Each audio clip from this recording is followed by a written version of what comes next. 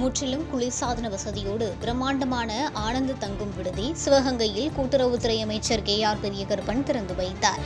சிவகங்கை மானாமதுரை சாலையில் சாமியார்பட்டி விலக்கில் பிரம்மாண்டமான குளிர்சாதன வசதியோடு இருக்கக்கூடிய ஆனந்த தங்கும் விடுதி கூட்டரங்கு மற்றும் உணவு விடுதிக்கான அரங்கம், மேலும் பல்வேறு தங்கும் அறைகள் கொண்ட பிரம்மாண்டமான ஆனந்த மண்டபத்தை கூட்டுறவுத்துறை அமைச்சர் KR பெரியகருப்பன் திறந்து வைத்தார்.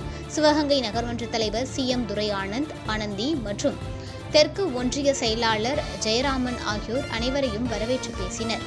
விழாவில் கூட்டுறவுத்துறை அமைச்சர் பெரியகருப்பன், முன்னாள் அமைச்சர் தென்னவன், நகர்மன்ற துணைத் தலைவர் கார்கண்ணன், மானாமதுரை நகர்மன்ற தலைவர் மாரியப்பன் கென்னடி, திமுக துணை செயலாளர் வேங்கைமாறன், மானாமதுரை ஊராட்சி ஒன்றிய முன்னாள் தலைவர் லதா அண்ணாதுரை, சிவகங்கை நகர்மன்ற உறுப்பினர்கள், மாவட்ட மகளிர் அணி பவானி கணேசன், மார்க்கெட் கமலா, காரைக்குடி துணை மேயர் குணசேகரன், காங்கிரஸ் கட்சியின் மூத்த முன்னோடி சுந்தர்ராஜன், ஒன்றிய செயலாளர் முத்துராமலிங்கம், நெடுஞ்செழியன், வைரமணி, தனலட்சுமி, முருகன், அம்சவல்லி, வழக்கறிஞர் ரமேஷ் சேர்ந்த காளியப்பன் மற்றும் குடும்பத்தினர் வரவேற்றனர்.